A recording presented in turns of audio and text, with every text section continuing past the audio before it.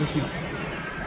Sir, तुम्ही या बारामती पोटनिवडणुकीमध्ये अपक्ष आहे का तुमचा पक्ष आहे? कोणत्या पक्षातून तुम्ही उमेदवारी दाखल केली आहे? मी सागर भिसे, जनपरिवर्तन युवा शक्ती महासंघ प्रतिष्ठाध्यक्ष. आज बारामती पोटनिवडणूक घडत असताना राष्ट्रवादी काँग्रेसच्या अजितदादांचं दुःखद निधनानंतर ही पोटनिवडणूक लागलेली आहे.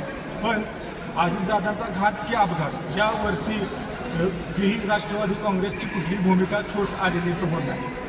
राष्ट्रवादी काँग्रेसचे नेते अजितदादा हे लोकनेते आहेत. केवळ बारामती विधानसभा पुरते मर्यादित नाही, ते महाराष्ट्राचे लोकनेते होते.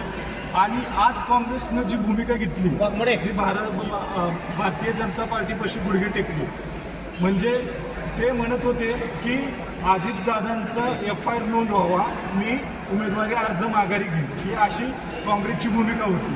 पण तसं न करता फडणवीसांच्या पायाशी लोटांगण काँग्रेसने घातलेलं आहे, लोकशाहीचा गोळा घातलेला आहे. आणि हे अजितदादांच्या तुम्ही कशासाठी आता उमेदवारी अर्ज ठेवले? माझी एकच भूमिका आहे, ही पोटनिवडणूक बिनविरोध झाली नव्हती पाहिजे. अजितदादांना न्याय मिळाला पाहिजे.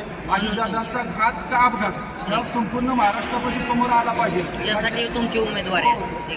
अजितदादा हे लोकनेते होते, ते शिवशाहू फुले आंबेडकरी पुरोगामी विचारधारेचे होते.